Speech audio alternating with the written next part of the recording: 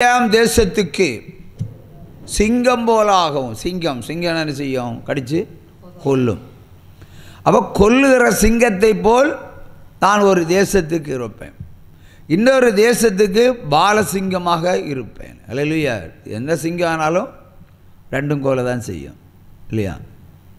சிங்கம் சும்மா பசியாக இருந்தால் மாமிசத்தை கடித்து குதறும். அது மனுஷனாக இருந்தாலும் சரி, சின்ன சின்ன ஜீவங்களாக இருந்தாலும் சரி. ஆகவே என்ன தீவிரம்? ரெண்டுக்கும் தீவிரம். பெரிய சிங்கம்னா பெரிய அளவில் வேட்டையாடும், சின்ன சிங்கம்னா பாலசிங்கம்னா சின்ன அளவில் வேட்டையாடும். ஆகவே ஆண்டவர் சொல்லுகிற காரியம் என்றால், நான் வேட்டையாடுகிற ஒரு சிங்கம். யாரை வேட்டையாடுவார்? பாவிகளை வேட்டையாடுவார். ஒரு சும்மா கையை தட்டுங்க. பரிசுத்தவான்களே அல்ல. அல்லேலூயா. ஆகவே பாவிகளை நான் வேட்டையாடுவேன். நான் பீறி விட்டு செல்லுவேன். பீறி விட்டுனா கீறி விட்டு போயிடுவேன், அது பிளேடு போட்டுட்டு போயிடுவேன். அப்போ சாவுக்கு எதுவான ஒரு கோடை உன் சரீரத்தில் போட்டுவிட்டு நான் செல்லுவேன். அதில் எப்படி? நீ தப்புவிக்காதபடிக்கு உன்னை எடுத்துக்கொண்டே போவேன். விட்டுட்டு போனால் யாராவது காப்பாற்றலாம் இல்லையா? இப்போ ஒருத்தனை அடித்து போட்டு போனால் பின்னாடி வரன் காப்பாற்றுவோம். ஆனால் பின்னாடி வருகிறவன் உன்னை காப்பாற்றாதபடிக்கு நான் பீறி விட்டு உன்னை எடுத்துக்கொண்டே போயிடுவேன். அல்லேலூயா. ஒரு சும்மா கையை தட்டுங்க. அல்லேலூயா. இப்போ கர்த்தருடைய சோதனை என்பது ஒரு பயங்கரமானதாக இருக்கிறது. நான் அடித்து போடுவேன், உன்னை எவராவது காப்பாற்றுவார்கள் என்று கருதி நான் உன்னை எடுத்துக்கொண்டு போயிடுவேன். அப்போ யாராலும் காப்பாற்ற முடியாத அளவுக்கு நான் உன்னை பீறி விட்டு செல்லுவேன் என்று கர்த்தராகிய தேவன் சொல்லுகிறார். அது ஏன் இதை செய்கிறார் என்று சொன்னால், கீழே உள்ள வசனம் என்ன சொல்லுகிறது? அவர்கள் தங்கள் குற்றங்களை உணர்ந்து என் முகத்தை தேடு மட்டும் நான் என் ஸ்தானத்திற்கு திரும்பி போய்விடுவேன். அல்லேலூயா. தங்கள் ஆபத்து காலங்களில் என்னை கருத்தாய் தேடுவார்கள். ஏன் இந்த தண்டனை என்று சொன்னால், ஆபத்து காலங்கள் வரும்போது நீங்கள் தீவிரமாய் கர்த்தரை தேட வேண்டும், வேகமாய் கர்த்தரை நோக்கி பார்க்க வேண்டும். அதற்காகவே இந்த தண்டனையை கர்த்தர் செய்கிறார். அல்லேலூயா. பாவிகள் மனம் திரும்ப வேண்டும் என்பதுதான் அவருடைய நோக்கமாக இருக்கிறது. அவரை தேடாத ஜனங்களும் அவரை தேட வேண்டும் என்பதுதான் அவருடைய நோக்கமாக இருக்கிறது. ஆகவே கர்த்தர் கொடுக்கிற தண்டனை, இன்றைக்கு உங்கள் வீடுகளிலே ஒரு வறுமை இருக்கிறது என்று சொன்னால் அது கர்த்தரால் வந்த தண்டனை. வீடுகளிலே பஞ்சம் தலைவிரித்து ஆடுகிறது என்று சொன்னால் அது கர்த்தரால் வந்த தண்டனை. வீடுகளிலே பட்டினி குடியிருக்கிறது என்று சொன்னால் அது கர்த்தரால் வருகிற தண்டனை. வீடுகளிலே வெறுமையும் பாலும் இருக்கிறது என்று சொன்னால் அது கர்த்தரால் வரும் தண்டனை.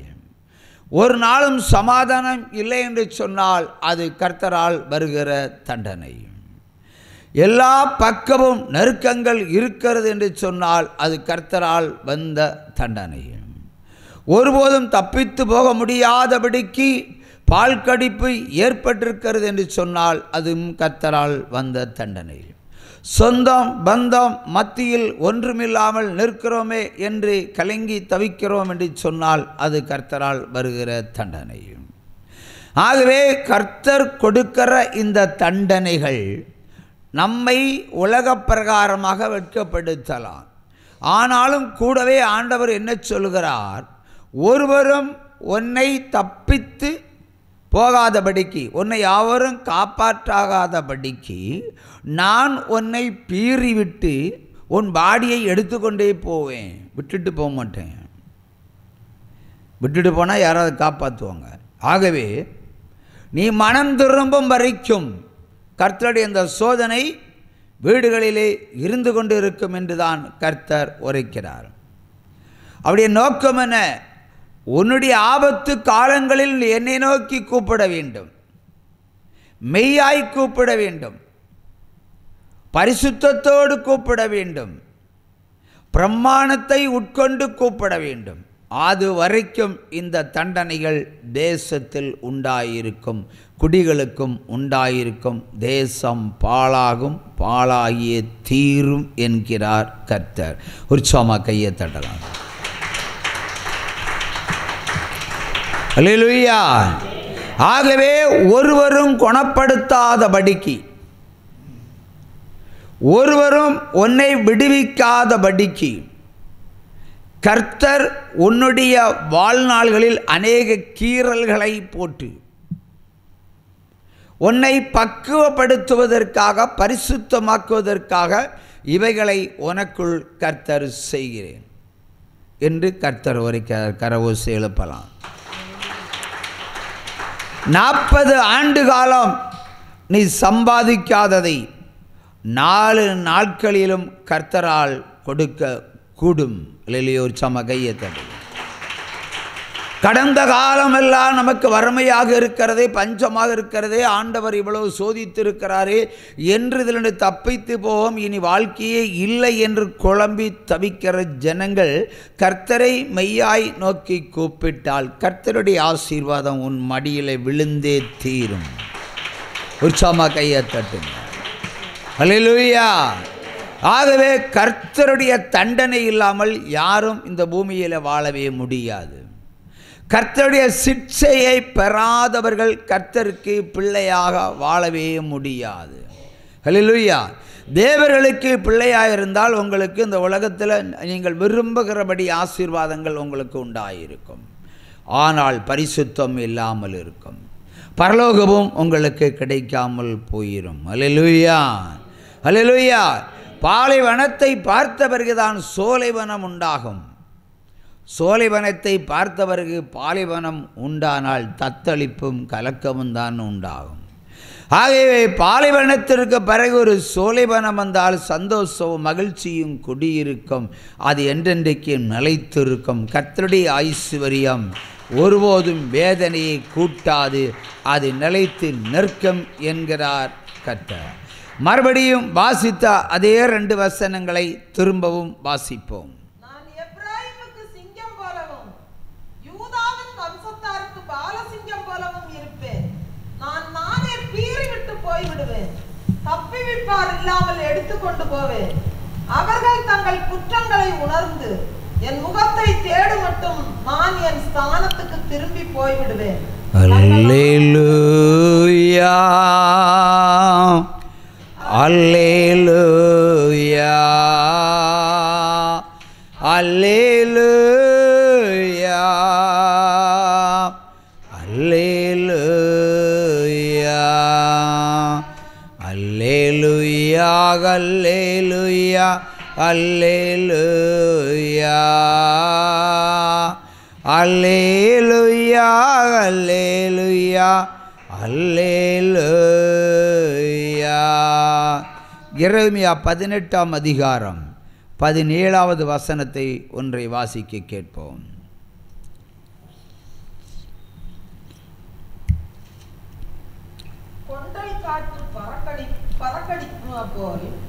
கொண்டல் காற்று உன்னை பறக்கடிப்பது போல் நான் அவர்களை அவர்களுடைய சத்துருக்களுக்கு முன்பாக பறக்கடிப்பேன்.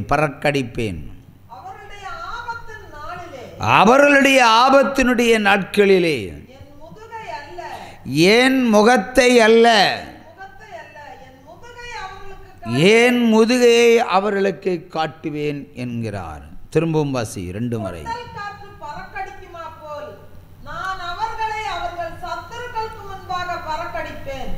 அவர்களுடைய ஆபத்தின் நாளிலே என் முகத்தை அல்ல, என் முதுகை அவர்களுக்கு காட்டுவேன் என்று சொல்லென்றார். அல்லேலூயா. கொண்டல் காற்று பறக்கடிக்குமா போல் நான் அவர்களை அவர்கள் சத்துருக்களுக்கு முன்பாக பறக்கடிப்பேன். அவருடைய ஆபத்தின் நாளிலே என் முகத்தை அல்ல, என் முதுகை அவர்களுக்கு காட்டுவேன் என்று சொல்லென்றார். அல்லேலூயா. அவர் சொல்லுகிறார், ஒரு காற்று வேகமாய் வீசினால் தூசிகள் எல்லாம் பறக்கும். அதுபோல உங்கள் சத்துருகள் மத்தியில் உங்களை இவ்விதமாய் பறக்கடிப்பேன் என்கிறார் கர்த்தர். தண்டனை தான். கையை தட்டுங்க. எல்லா மனிதனும் சத்துருகள் மத்தியில் மேன்மையாய் மகிமையாய் உயர்வாய் வாழ வேண்டும் என்று நினைப்பார்கள், எண்ணிக்கொள்வார்கள். குறிப்பாக சொந்தம் பந்தம் மத்தியில் நாம் பெருமையாய் வாழ வேண்டும் என்று நினைப்பார்கள். ஆனால் இங்கே வேறு விதமாய் கர்த்தர் சொல்கிறார், உன் சத்துருகள் மத்தியில் தூசியை போல உன்னை ஆக்குவேன், வெட்கத்தை உனக்கு தருவேன் என்றுதான் கர்த்தர் உரைக்கிறார். அல்லேலூயா. அப்படிப்பட்ட காலகட்டத்தில் நீ என்னை நோக்கி கூப்பிட்டால் நான் உனக்கு என் முகத்தை காண்பிக்க மாட்டேன், என் முதுகைத்தான் உனக்கு காண்பிப்பேன். அல்லேலூயா.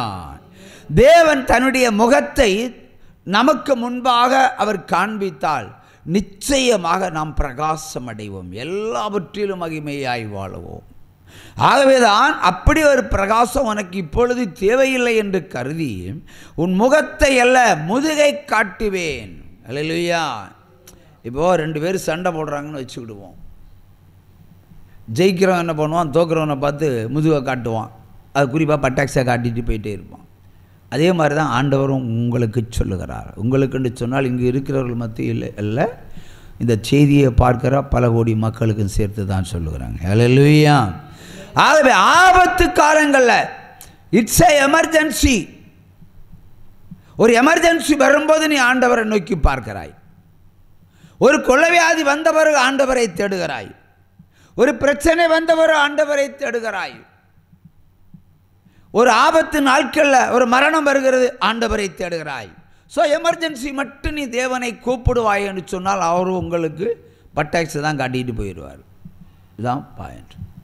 ஏன் அதற்கு முன்பு நான் தேவனாக இல்லையோ என்றுதான் என்னுடைய கேள்வியாக இருக்கிறது. அல்லேலூயா. ஆகவே தேவனை என்றென்றைக்கும் தேட வேண்டும். கையை தட்டுங்க. உனக்கு பஞ்சம் வந்தாலும் ஆண்டவரை தேடு, உனக்கு தரித்திரம் வந்தாலும் ஆண்டவரை தேடு, நீ ஒன்றுமே இல்லாமல் இருந்தாலும் ஆண்டவரை சந்தோஷமாக தேடு. அல்லேலூயா. உனக்கு ஐஸ்வர்யம் தேவன் நிறைய கொடுத்தாலும் ஆண்டவரை தேடு. எல்லா நேரங்களிலும் ஆண்டவரை தேடினால் அவர் ஒருபோதும் உன்னை பீறி போட வேண்டிய அவசியம் இல்லை இல்லை இல்லை இல்லை. அல்லேலூயா. உற்சாகமாக கையை தட்டுங்க. இல்லைன்னா பீறி பீறி கீறி போட்டு விடுவார், போட்டுட்டு பாடியை தூக்கிட்டே போயிடுவார். அல்லேலூயா. யாராவது தூக்கி ஆஸ்பத்திரி கொண்டு போகக்கூடாது என்பதற்காக. அதான் நம்முடைய கர்த்தர். அல்லேலூயா. ஆகவே தேவனை மெய்யாய் தேடுங்கள், பொய்யாயல்ல. எல்லா காலகட்டத்திலும் தேடுங்க. நீ தரமட்டம் அழிந்து போனாலும் நீ கர்த்தரை தேடு. அவரை தவிர வேறு உனக்கு தேவன் இல்லை. அல்லேலூயா. ஆகவே இல்லாததை தேடுவதை விட இருக்கிறவரை என்னாலும் தேடுவாயானால் வானத்தின் மதகுகளை திறந்து பொக்கிஷ சாலைகளை நான் உனக்குள்ளே அனுப்புவேன் என்று கர்த்தர் தீர்க்க தரிசனமாய் பொருளாதார வாசலை திறந்து தருவேன் என்று உன்னோடு கூட உடன்படிக்கை பண்ணுகிறேன். ஏசாயா 45:4 வெண்கல கதவை உடைத்து இரும்பு தாழ்பாலை முறித்து அந்தகாரத்தில் இருக்கிற பொக்கிஷங்களும் ஒளிப்படத்தில் இருக்கிற புதையலையும் நான் உனக்கு தருவேன்.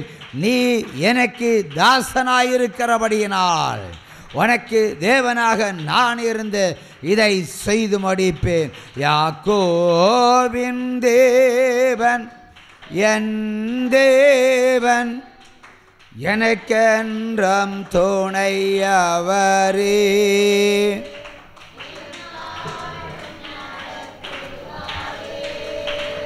யாக்கோபின் தேவன் என் தேவன், எனக்கென்றும் துணையவரே.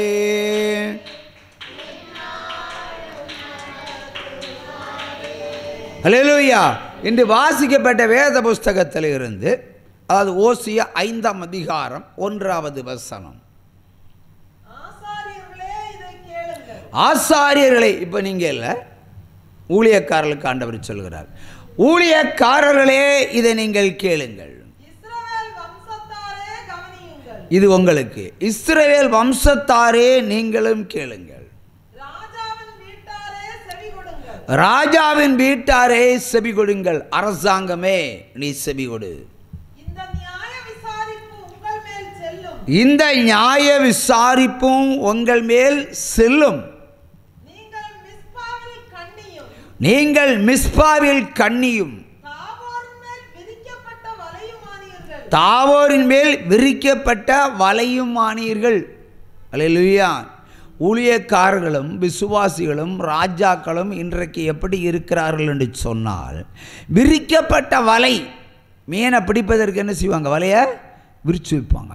இல்லை பறவைகளை பிடிப்பதற்கு வலையை விரித்து வைப்பாங்க. அதே மாதிரி வலை மாதிரி இருக்கிறீங்க. அல்லேலூயா. அடுத்து கண்ணி, எலியையும் பூனையையும் பிடிப்பதற்கு பொறி வைப்பது போல கண்ணிகளை வைத்திருப்போல கண்ணிகளாக இருக்கிறீர்கள். மனுஷர்களாக இல்லை, கர்த்தருடைய பிள்ளைகளாக இல்லை. ஊழியக்காரர்களும் கர்த்தருடைய பிள்ளையாக இல்லை, விசுவாசிகளும் கர்த்தருடைய பிள்ளைகளாக இல்லை. அல்லேலூயா. எதையாவது பெற்றுக்கொள்ள வேண்டும் என்பதை